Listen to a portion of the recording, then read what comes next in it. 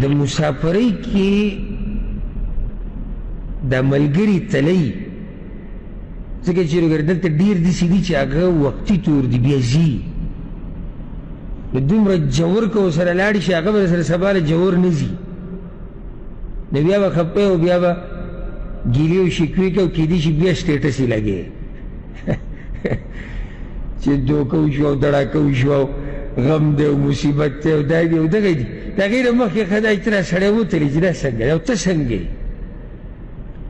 خیال م کړی دا وران ماشوم چې کوي او ماشومانان خو یو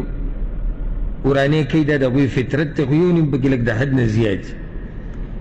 دی کله دا کار کوي چې ور وټکوي چې ته ورشي ور کولو کې دی بیا تښتېدلی که نه بس خلک دا ټوغه کوي د سړي سره نو په دوی مه دوکه کېږئ چې ستا د زړه دروازه وټکوله ته ډز ور وټکولی راځه دا زموږ ملګرو زموږ ورور دی موږ سر قربان دی د ده زمانه سر قربان نه هغه تا ته ورټکو بیا تښتي هغه بیا زغیري لږ ساعت له راغلی دی نو خبره مې دې پورې کوله